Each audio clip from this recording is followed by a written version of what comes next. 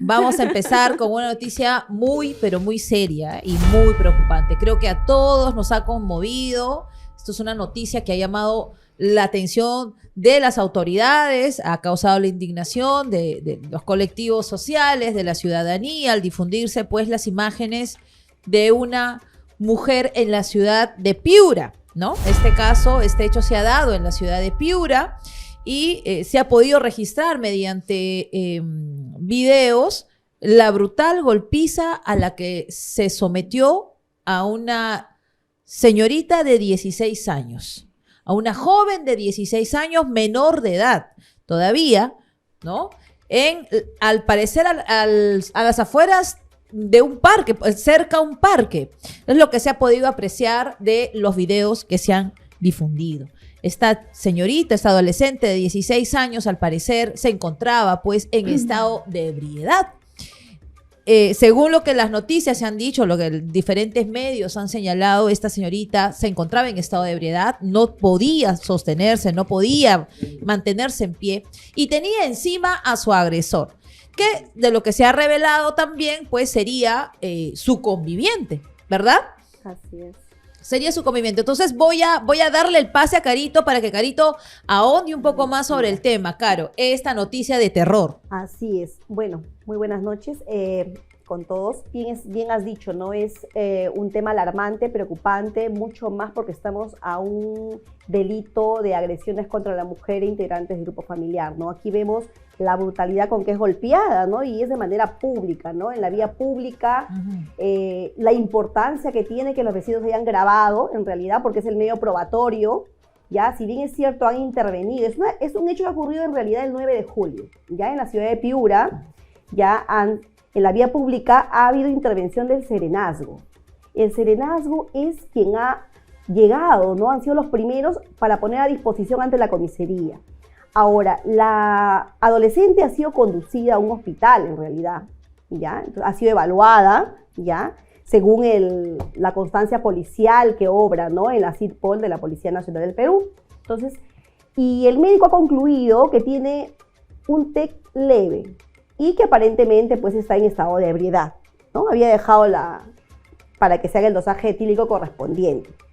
Ahora, partiendo de esto, Silvia, hay algo que debemos tener en claro. Si bien es cierto, el público se pregunta, ¿no? Es una menor de edad, tiene 16 años y supuestamente ha estado conviviendo desde los 15 años. ¿Qué pasa? El señor tiene 28 años, si no me equivoco. ¿Es delito estar con una menor de edad o no es delito? Entonces, aquí entraríamos, Silvia, a ver tus comentarios para nosotros poder... Bueno, estar con una menor de edad de 16 años no es delito. Si bien es cierto, como acá se señala, ellos ya han estado conviviendo, es que efectivamente hay un acuerdo plenario, el cual, el 4/2008, ¿no? Es el que nos permite que cuando una persona mayor de 14 años, pero menos de 18 años, da su consentimiento para tener una relación sexual, ¿no? En este caso, pues es una convivencia, no sería delito. Entonces, el reconocimiento. Ahora, sin embargo, si bien no es delito estar, convivir, tener intimidad con una menor de 18 años, siempre y cuando exista consentimiento, lo que sí es, de todas formas, reprochable de que siendo todavía una menor de edad, ¿cómo se podría permitir que esta persona conviva todavía, no? Se supone 16 años, no terminó ni el colegio. ¿Dónde están los padres? Y sea víctima de violencia, ¿no? Constituye un agravante, es más, según el Código Penal. Claro, cuando las agresiones son sobre una menor de edad, y sobre todo que este sujeto tenía 28 años, o sea, más de 10 años de diferencia. Así. Ahora, entonces, descartamos pues el tema en que no es delito meterse con una menor de 18, pero ojo, el límite es 14 años, que supere los 14 años. El otro tema para mí es importante es respecto a la agresividad, ¿no? ¿Cómo la agrede? Que algunos podrían decir hasta eso puede ser un feminicidio o no, pero no, pero sin embargo, ¿en qué se ha basado la investigación desde el momento en que detienen a este sujeto? Es de que supuestamente, a ver, para mí, de entre un poquito de experiencia, es porque la chica ha estado en estado de ebriedad y por ahí ha podido haber un poco de prejuicios, ¿no? Porque sabemos muchas veces a las mujeres se les juzga, ¿por qué? Por cómo se viste, por el estado en que llega, entonces como si ella misma hubiera provocado esto. Bueno, dejemos esto un tema de plano, esperemos que no haya sucedido esto. El hecho es que ella ha estado en estado de ebriedad.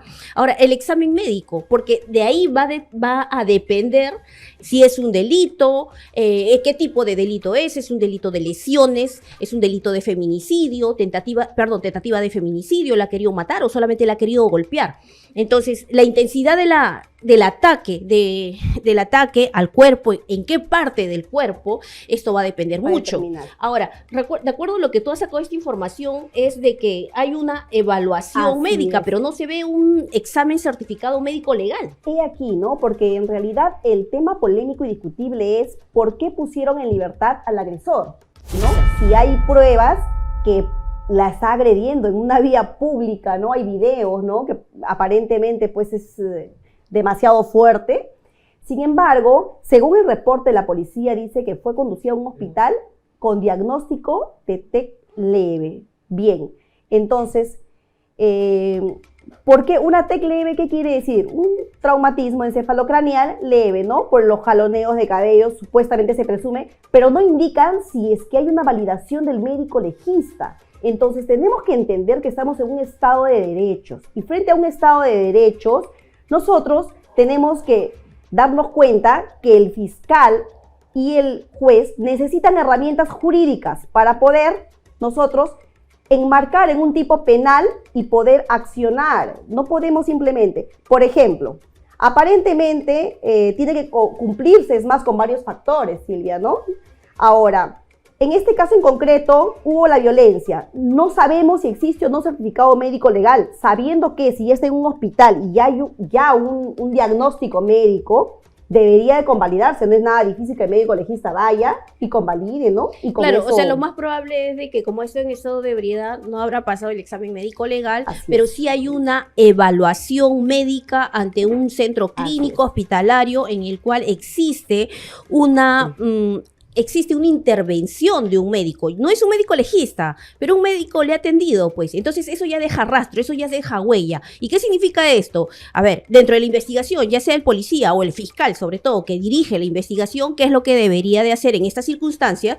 El hecho de que no exista un certificado médico legal en el momento, yo tendría que recabar el informe médico, dónde fue atendida esta persona y pedir esa historia, ¿no? Esa documentación, ¿para qué? Para derivarla al Instituto de Medicina Legal y sea el médico legista para que determine cuántos son los días de incapacidad médico-legal y a partir de ahí determinar el grado, el nivel de la agresión. Ahora, ¿qué pasa pues si la víctima no quiere declarar, ¿no? Porque al parecer acá la víctima cuando toma la conciencia no quiere declarar. Entonces, la fiscalía puede decir esto, no hay sindicación. Oiga, pero hay pruebas directas. ¿Cuáles son las pruebas directas? Son la cámara de video, por ¿no? supuesto. Donde se visualiza. Todos hemos visto cómo la zamaquea, tenemos cómo le que ver los factores, ¿no? Entonces, pero Juliana, ¿qué te parece? Mira, ve, aparte de tener los factores predeterminantes, ¿no? Para nosotros concluir o para que el Ministerio Público adecue al tipo penal, ¿no? ¿Tú consideras que se está cumpliendo con estos factores? Bueno, en primer lugar, lo que dice Silvia es muy cierto, ¿no? Pero no podemos ser ajenos tampoco a la realidad. O sea, sí, hay un reproche moral y se ha visto en los comentarios en este caso de que efectivamente ¿dónde están los padres, no? ¿Dónde están los padres? Pero sin irnos muy lejos, también en la ciudad de Iquitos, que he tenido la oportunidad de visitar, hay menores de edad en convivencia. O sea, si bien es cierto, pues claro, puede llamar mucho la atención en la costa, pero posiblemente estos casos también estén inmersos en otra zona del país. Entonces, no es delito, efectivamente, estar con una menor de edad, una menor, ¿verdad?, de 18 años, pero sí, definitivamente, debería haber de manera preventiva, ¿verdad?, la protección de los padres. La protección de los padres, definitivamente. Y ahora, en el tema del caso de las lesiones, sí, pues efectivamente hay una prueba contundente, incuestionable, que son los videos. El Estado, como tú bien refieres, ¿no? El Estado de Derecho, los jueces que están a cargo de juzgados especializados, saben que la declaración de esta muchacha, según la noticia, de manera oportuna también acoto acá, según la noticia, sé que cuando ella se ha despertado, en el hospital donde ha sido atendida, ella ha dicho, yo no me acuerdo absolutamente de nada. Yo no me acuerdo de nada, yo no sé, ¿verdad? Si me han agraviado o no, yo la verdad no recuerdo nada, no sé. ¿Por qué? Porque la chica ha tenido una intoxicación alcohólica. Entonces, ahí obviamente, ¿qué debe hacer el juez? ¿Qué tendría que hacer un juez? Cuando un juez dice, tengo una víctima que dice, tengo una víctima real, una víctima de la que yo puedo decir que es una víctima porque tengo acá el video, me lo han pasado, lo estoy viendo con mis propios ojos. Es una mujer a la que han sido golpeada. Pero si se levanta y dice, yo no me acuerdo nada, no voy a denunciar a mi pareja, no quiero que por favor me lleven a mi casa, yo me quiero ir, no quiero estar. ¿Qué hace ahí un juez tutelar? ¿Qué debe hacer un juez tutelar? Comparto la opinión de la doctora Silvia que dice que efectivamente el juez tiene que valorar al menos lo que hay, que es en la evaluación que le han hecho en el centro médico para poder accionar. Si me permites, Juliana, hay que dejar algo en claro. Cuando hablamos de violencia contra la mujer, hablamos de dos tipos, vamos a decirlo así, etapas o procesos. La parte tutelar, que interviene el juzgado de familia, que cautela con las medidas de protección, que es muy independientemente a si existe o no existe delito, ¿ya? Eso es como algo, va de la mano con el riesgo. En este caso sí habría riesgo por el simple hecho de ser una menor de edad y por el video que se ha expuesto ya existe un riesgo. Por lo tanto, le corresponde medidas de protección. Y en la etapa penal, que es otra cosa, ahí vamos a ver si hay delito o no hay delito. Y para que el Ministerio Público pueda acusar frente al juez, ¿qué es lo que pasa? Tendría que acreditar cuánto tiene médico legista, si hay afectación psicológica, si el imputado es reincidente o no es reincidente, si hay habitualidad, aunque bien está claro que hay una casación donde dice que la habitualidad no es un requisito para que sea víctima de violencia, basta con un solo hecho, ¿no? Que podría ser este caso. Sin embargo, pongámonos al escenario de que sea una víctima, como dice acá, ¿no? En la denuncia, que tiene como diagnóstico TEC leve y lo hayan adecuado al tipo penal agresiones contra la mujer. ¿Qué dice el Código Penal en el artículo 122b? Este delito no supera los 5 años. Es por ello que para una prisión preventiva, ¿ya? Necesitaría que la prognosis de la pena supere los 5 años. Entonces justificaría que haya quedado en libertad. Aquí lo debatible sería, en estos casos de flagrancia, el conducto regular sería que se vaya a un proceso de incoación de proceso inmediato. ¿El por qué? ¿Por qué no se fue? ¿Qué pasó? ¿Fue responsabilidad del Ministerio Público? ¿No hubo médico legista? ¿O de repente la declaración de la víctima no fue coherente? ¿Qué es lo que pasó? Hay 3 supuestos que bueno, definitivamente. Mira, yo tengo una cosa, yo tengo una postura ahí, Caro, ¿ya? Lo que ha pasado en este caso, por lo que sabemos nosotras, el tipo salió en libertad. O sea, el tipo ha estado detenido 48 horas y después de 48 horas se ha ido a su casa. Una cosa aberrante. ¿Por qué? Porque los jueces tutelares no solamente están ahí para sentenciar y para condenar, sino para prevenir. Claramente se ha visto que el hombre la ha masacrado. Dios mío, ¿has visto las imágenes? Ustedes han podido ver las imágenes. Claro. ¿Qué pasa? ¿Cuál es la garantía? Y ahí voy a las medidas de protección. ¿Qué pasa si ella después amanece muerta? Claro, pero lo que pasa, ahí hay que aclarar, ¿no? Este es un problema, este es un tema complicado porque muchos se confunden, ¿no? Dicen, me están procesando 2 veces, me están investigando 2 veces, claro, pero no distinguen muchas veces. Por eso acá en Tribuna Familiar van a aprender.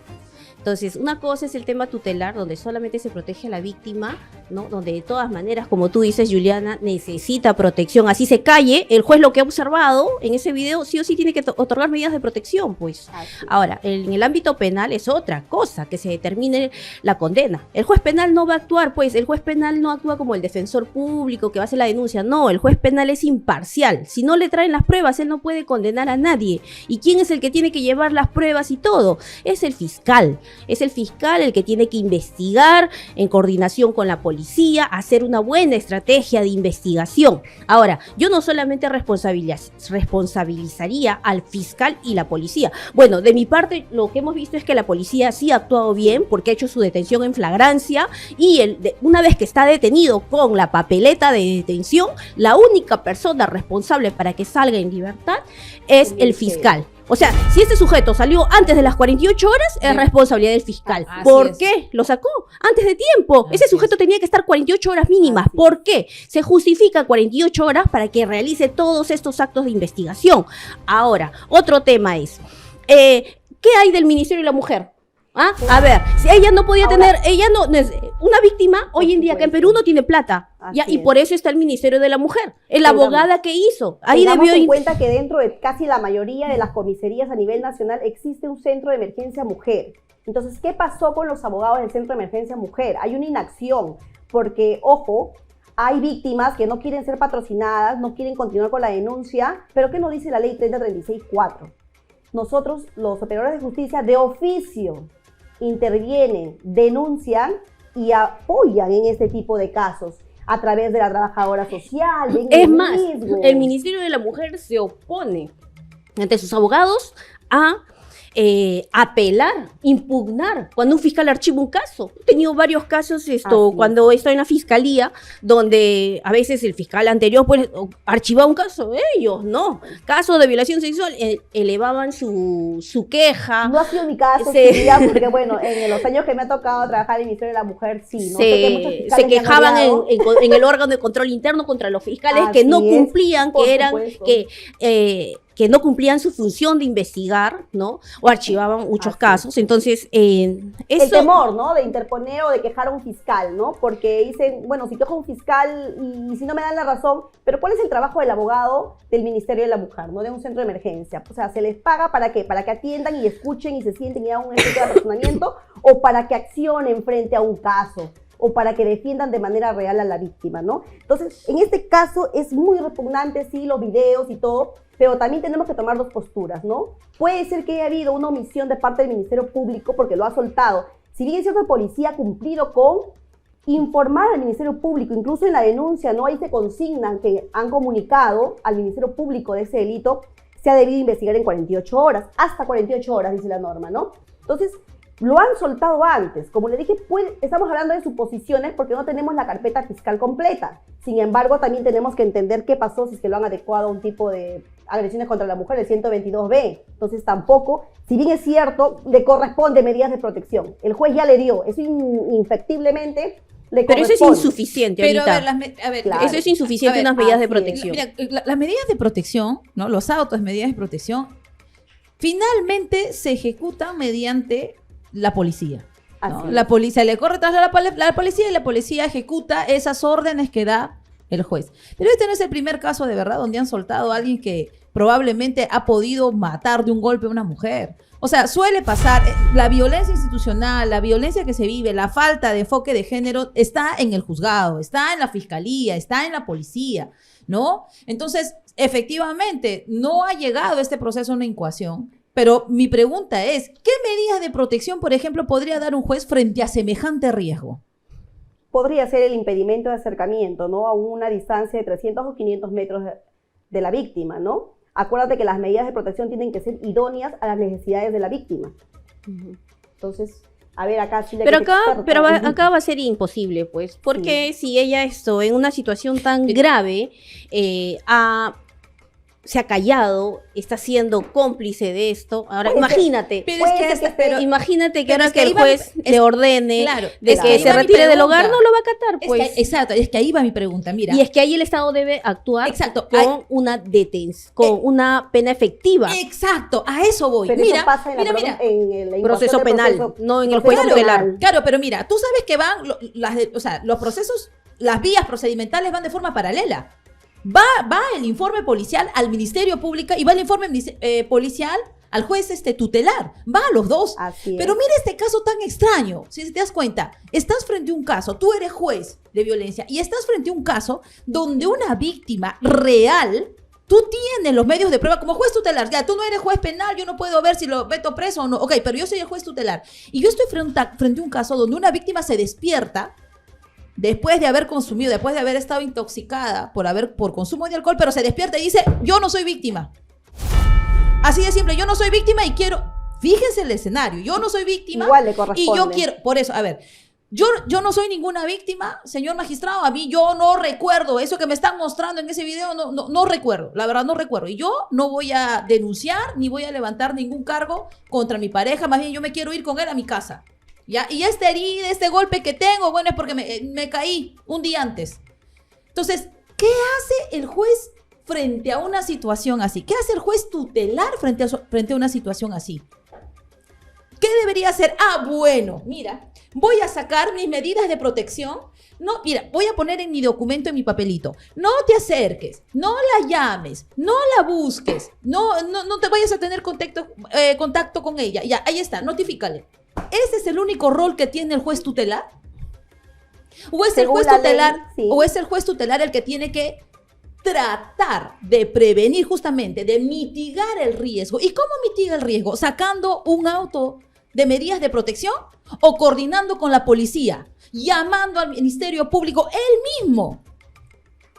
Pues eso es lo que a mí, exacto, eso es lo que a mí me causa un asombro. O sea, es una cosa increíble de que el juez tutelar, como tú misma dices, haya tenido conocimiento de este video con una mujer masacrada, casi desnuda, en la mitad de la pista, masacrada y golpeada por su pareja, y el juez tutelar se ha limitado o se limita solamente a las medidas de protección.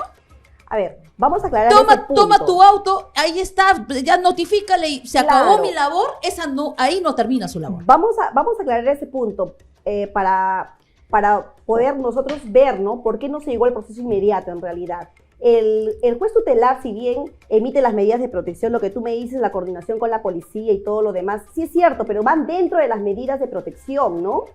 ¿Qué es lo que hace? Solicita a la Policía Nacional para que ejecute las medidas y dentro de las medidas de protección pide las rondas inopinadas. ¿Ya? Entonces, estas rondas inopinadas de las policías es bajo apercibimiento o bajo, ¿no?, sanción de remitir copias certificadas al órgano de control, ¿no?, a la Policía Nacional. Entonces, vamos a ver, ¿por qué en realidad la pregunta del millón? ¿Por qué no se llegó a este proceso inmediato? ¿Qué es lo que pasó? A ver, para empezar, ¿se cumplió o no con los presupuestos? ¿Estábamos en una flagrancia delictiva? Sí. Sí. Había una flagrancia delictiva. Todos Así lo hemos es. visto a través de ese video. Por último de los casos, también concurría el otro supuesto, que es suficientes elementos de convicción. ¿Existían suficientes elementos de convicción? Sí, porque teníamos el video donde se ve que el sujeto la está contrasoleando en el piso, le golpea la cabeza, la vuelve, N veces lo hace. Entonces, y la mujer está, se le vea pues ahí inconsciente, tirada en el piso. ¿Qué Casi más? desnuda. ¿Qué más puede hacer? O sea, ni siquiera la mujer está parada defendiéndose de igual a Exacto, igual. O o sea, sea, la mujer ya está tirada en el piso y el hombre sí. como que la remata. Entonces, Así es, a así ver, es. ¿Cómo no va a...? Y sobre todo que le esté golpeando en la vereda, la cabeza, que es una parte letal y que ya ahí tenemos nosotros la casación 2398-2021 de ICA, donde ya dice, depende de la intensidad del ataque, y una de las intensidades del ataque en el cuerpo, como la cabeza, puede considerarse letal. Entonces, incluso hasta eso podría ser tentativa de feminicidio.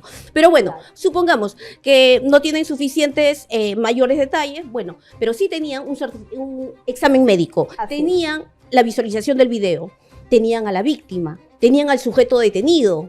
Entonces, ya no faltaba, era todo, se cumplía con todos los elementos de convicción, todos los elementos objetivos y subjetivos, a lo menos del 122B. Por ¿Qué eso, es lo que te solicita? Entonces, sí o sí era un delito. No me vengan a decir que ahí porque voy. no me vengan a decir que porque si no existía la condición de tal, no se identificó la discriminación, sería una falta. En la vida es imposible que eso pueda ser una falta. Pero, Entonces, sí era para que vaya a una incoación Es de que ahí proceso inmediato Así es, o sea, se logra esa investigación y la fiscalía lo presente ante el juez penal de violencia y este juez penal cite una audiencia inmediata y más del 70% de estos casos, cuando se tiene todos estos elementos de convicción o una flagrancia delictiva, se acoge a una terminación anticipada y ahí es donde se les convierte la pena.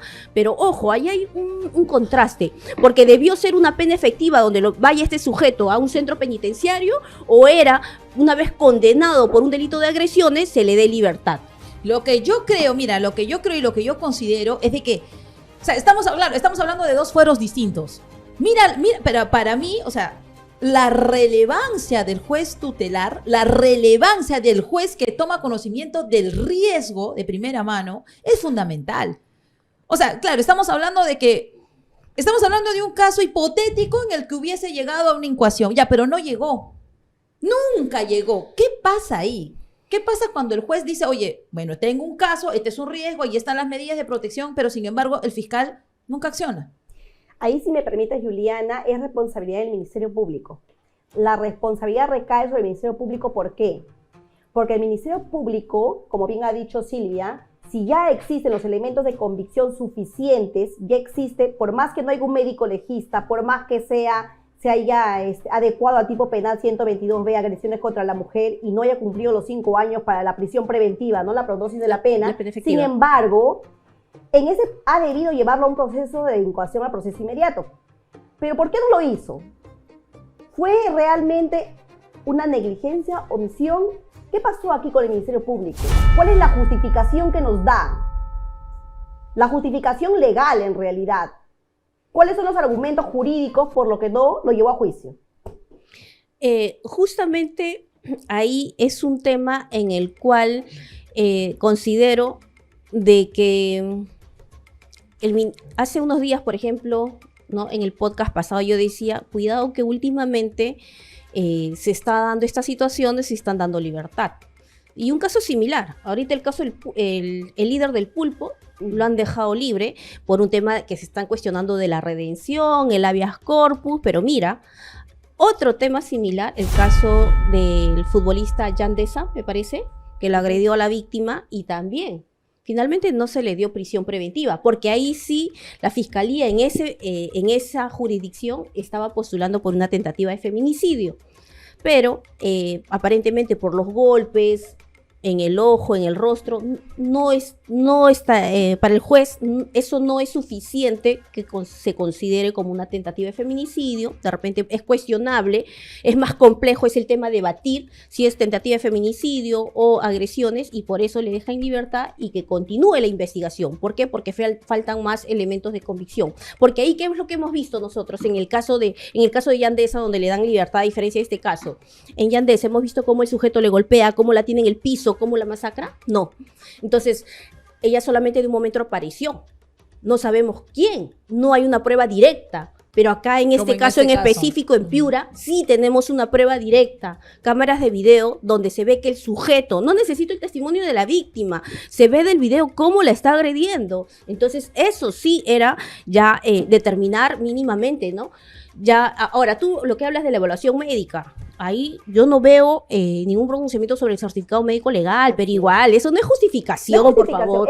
Yo he tenido varios casos así y la verdad es que por eso trabajas de turno, pues, por eso eres fiscal de turno, te tienes que amanecer, te tienes que trabajar ahí, ir al hospital, recoger tú mismo, hacer la guardia con el jefe del hospital, cuando me remite el informe para inmediatamente llevarlo al médico legista, hacerle la guardia al médico legista, porque en una jurisdicción solamente hay 1 o 2 médicos legistas y uno tiene que esperar, porque a veces el único médico legista se ha ido a 1 hora del distrito a hacer un levantamiento de cadáver, pero el fiscal tiene que estar ahí, pues en casos tan graves tiene que actuar de manera inmediata para así conseguir una sentencia efectiva, rápida, sobre todo cuando hay suficientes elementos, pruebas, ¿no? Entonces, miren, es muy importante, aterrizando en el tema, es un momento importante, de verdad, honestamente, en los casos de flagrancia, como estos, donde la prueba, como bien dice Silvia, es directa, donde, aunque no exista la declaración de la víctima, diciendo, acusatoria, ¿no? Diciendo, sí, me han pegado, si no es culpatoria, tal vez protegiendo a su agresor, hay que tomar muy, pero muy en cuenta de que el rol del sistema de justicia no solamente es sancionadora, menos en los delitos de género, tiene un rol preventivo, y a veces las medidas de protección no son suficientes. Vamos a pasar a los comentarios, a ver, chicas. A ver, vamos a leer a los comentarios. ¿Qué dice ¿Qué opina? Isaac Gómez? Buenas noches, doctoras, dice, saludos desde Breña. Siempre presente en su programa con mi respectivo acompañamiento. Al ser fin de semana tocó un pisquito sabor. Ay, ya no provoques, está temprano, por favor. Vamos con Casa Estudio también. Dice, hola, quería hacer una consulta sobre el caso de una amiga. Dice, Su expareja la acosa. Ay, Casito, consulta al aire. Ya, aprovechen tribuna familiar para... Pero sobre este caso, por favor, no estoy Su preguntando sobre mi vida personal, si me casé, no me casé. Eso es cuando hablemos de matrimonio y divorcio, ahí Ahí todo. le corresponde, ahí le corresponde. Acá dice Casa Estudio, dice, su expareja de mi amiga la acosa, dice, desde hace un tiempo. La sigue en camioneta, contacta a su jefa y amigas y le escribe desde números de otras personas. Ahí, Acoso. ahí, de hecho, claro, es un acoso y habría que solicitar medidas de protección. Ahora, que el acoso no se pueda configurar, va a estar un poco ambiguo, débil el caso, pero sí, como tú dices, medidas preventivas, ¿puede recibir? Sí, y yendo al juzgado de familia, ¿no? Y recapitulando todas estas pruebas, ¿no? Los mensajes, algunos testigos, cómo es que esta persona está que le sigue y no quiere que le perturbe su tranquilidad, ¿no? Claro, y una de las cosas que, por ejemplo, hacemos bien en recomendar cuando tenemos dentro de casa, dentro del hogar, menores, como en este caso, que han sido violentados, niñas de 16, 17 años, que muchas veces las celan, las insultan, las denigran, violencia psicológica, las arrinconan en el parque, las hacen llorar, las agarran a cachetadas, muchas veces en la vía pública, ¿no? Muchas veces en la calle. Lo que podemos recomendarles aquí, nosotras, a ustedes, a los padres de familia, es de que si estos casos llegan frente a un juez tutelar y dicta medidas de protección, tienen que presionar a las comisarías, tienen que presionar a la policía, porque la policía, como bien dice Carito, ¿verdad? Son los encargados de ejecutar esas medidas de protección. Entonces, yo como papá, yo como mamá, si yo sé que el enamorado de mi hija la violenta, como en este caso, la acosa, es menor de edad, es su enamoradito del colegio, le manda amenazas y cosas así por el celular, bueno, una vez que yo sé que el juez tutelar ha dado medidas de protección a favor de mi hija, yo recomiendo mucho a los padres de familia de menores de edad acudir a las mismas comisarías.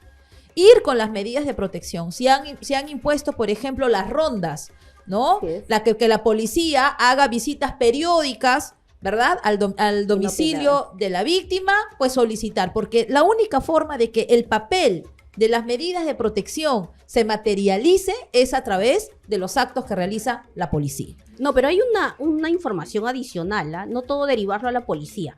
Porque a veces sabemos que las comisarías están saturadas, no hay efectivo policial, no hay camioneta para que vayan a hacer la inspección, verificar el lugar de los hechos. Entonces, el ciudadano finalmente lo que quiere es dejar registrado. Oye, han atentado contra mí, hombre, mujer, lo que fuera. Entonces, ¿qué canales tengo yo para llegar y que esto llegue, se registre en la institución pública? Hacer mi denuncia, como tú dices, de manera física. Voy a la comisaría, esperaré mis 2 horas, pues, hasta que me reciba la denuncia. Otra forma, por favor, utilicen la tecnología. Manden las denuncias virtuales a través de la página del Ministerio del Interior. Por ahí también se pueden hacer las denuncias. No necesitan rogarle al policía para que les reciba la denuncia. Pueden hacerlo por ahí. Otra alternativa es hacer tu denuncia física, ¿no? Y mandarlo a la fiscalía. Claro, para llegar a una denuncia y hacerla a la fiscalía penal, probablemente tienes que contar con un abogado. Pero, por ejemplo, para los que me siguen en redes, en algunos casos específicos estoy brindando formatos, sobre todo para bajar estos altos índices de delitos donde hay maltrato animal y agresiones, por si acaso. Mira, y así hay un montón de ONGs, a veces abogados, que de verdad nos indignan estos casos y lo que finalmente queremos. Ahora, ustedes me van a decir, ¿pero de qué me sirve hacer una denuncia en la comisaría? Oiga, la policía constantemente hace un estudio estadístico, el mayor índice de criminalidad en determinado territorio. Y en base a eso formulan para el siguiente año un plan estratégico de mayor cobertura, de efectivos policiales y todo. O sea, si no tienen cifras, ¿en base a qué van a emitir pronunciamientos? ¿Bien?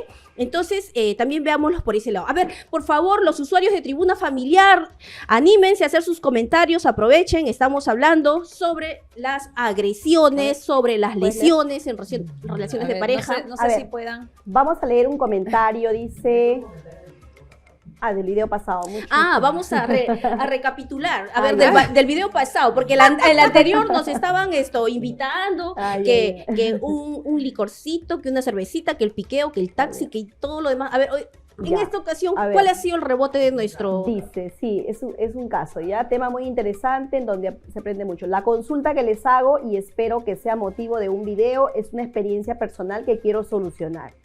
mediante una medida de agresión, se debe de referir a una medida de protección, y falta de cuidado de mis 2 menores hijas por parte de su madre, logré tener la custodia y cuidado de ambas en diciembre del 2023, otorgado vía judicial. Sin embargo, a la mamá le siguió llegando la mensualidad de alimentos durante 4 meses, de diciembre a la fecha, ¿no? Debe ser marzo del 2024. Bien, lo que está diciendo es, ya tiene la custodia de la mamá de los menores, ¿no? Y ya no le corresponde la pensión, ahí está, gracias, a marzo del 2024. Luego, en abril del 2024, mediante conciliación judicial, la madre me otorga la tenencia de mis 2 menores. Ya, entonces se entiende que la primera fue una tenencia provisional, ¿no? Ya, a ver. Pero en los meses... ¿Ah? ¿Puedes agrandar, por favor, la pantalla? No hemos traído lentes. A ver. Ya está. Veo que es un caso complejo. Sí. Un Ya, caso pero medio yo creo que complejo. en resumen, Yo ¿no? creo que en resumen, Sí. ¿qué entendiste tú, En Caro? resumen es que el señor tiene ya la custodia de las menores y a pesar de ello se le ha seguido depositando la pensión a la mamá, ¿no? Durante 4 meses. O sea, El la señor- mamá viva ha estado cobrando Cobrando pensión de 4 meses, alimentos, ¿no? a pesar que no tenía la Claro. custodia de los ¿Y niños qué por pasa más de con esa 4, plata? no, por más de 4 años, o sea, ni siquiera 4 un meses, mes. 4 No, meses. 4 4 meses. Por 4 meses. meses. Entonces, ¿ustedes qué harían? A ver. Ah, ya, Pero pero acá bien dice, difícil que te diga, mira, no me mandes, ¿no? Lo que pasa que, mira, le descontaba el 40% de sus saberes. Quiere decir que la mamá tenía una tenencia primigeniamente y le descontaban por planilla. Ojo, acá hay que tener al inicio, ella ha tenido Así depósitos, es. ¿no? Entonces Claro. entendamos de que si ha habido una variación de la tenencia, se tiene que pedir el cese, pues, de la suspensión de pensiones. No, el cese es una cosa y la suspensión es otra cosa. En este A ver, caso, si solamente ha suspensión. sido temporal por 4 meses, ¿qué es lo que tendría que hacer? Yo, si fuera su abogada, yo haría comunicar al juzgado, ¿no? De que este periodo no se me cobre, pido la suspensión. Y aquí está el pronunciamiento judicial del otro proceso donde se me da la tenencia provisional. Si el juez dice, no, igual se cumple, bueno, entonces la tendría que denunciar a ella, pues, porque se está enriqueciendo indebidamente. La pensión de alimentos tiene que ir dirigida a sostener a los hijos. Claro. Y si ella se quiere enriquecer en base a eso, en base a una falsa declaración, queriendo refutar y diciendo que no, que ella los ha criado, se quiere valer de un pronunciamiento judicial, no es idóneo. Ese Claro. no es la finalidad de las pensiones. Las pensiones es para cubrir las necesidades De del los menor, menores. no para que la mamá se lo goce y se lo disfrute. Así es. Es para los menores. Hay que dejar las cosas en claro. Claro, entonces aquí, a tu pregunta, ¿no? Sí es cierto, esos 4 meses que no le corresponde, pero tienes que informar al juzgado. Ojo, porque acá ha habido una variación de la tenencia, pero no lo ve el mismo juzgado. El juzgado de paz letrado ve el Así tema de es. alimentos y el proceso de tenencia lo ve un juzgado especializado. Entonces tampoco no es que tengan una varita y digan, ay, yo sé que tú tienes que la tenencia ha variado y te tengo que suspender. Tienen que comunicar, por favor. El Si juez no no has es- comunicado, no es responsabilidad del juzgado. Claro. Tienes que comunicar para que el juzgado diga, toma conocimiento que tú tienes la tenencia, y ahí le dice, no, ya no te pueden descontar porque ya tú tienes la tenencia y no te corresponde ya pasar una pensión a alguien porque ya sería título personal y ya no se cumpliría la finalidad. Y yo creo ¿Ya? que en estas circunstancias, cuando hay una indiferencia de algunos jueces, porque algunos son muy al documento, regidos al documento, entonces yo tendría que comunicar, ¿no? Mediante esa resolución judicial que en otro juzgado, en el juzgado de familia me han dado, y aparte también sustentar esos gastos. Yo pago el colegio, yo le llevo al examen médico, yo pago la movilidad, yo gasto los víveres. Entonces, ya Lo con que todo falta. ese acervo probatorio, si el juez en primera instancia no te da la razón, no es porque el abogado sea malo, ¿ah? A veces tenemos jueces así. No sé si la sobrecarga procesal no les permite analizar más detalle, por eso vamos a una segunda instancia. Así es, hay que tener en claro que en la actualidad pues el Ya. proceso de alimentos hay que detallarlo, ¿no? Los medios probatorios concisos, los gastos de los menores y con todo eso pues van a tener una mejor forma de resolver el juzgador, ¿no?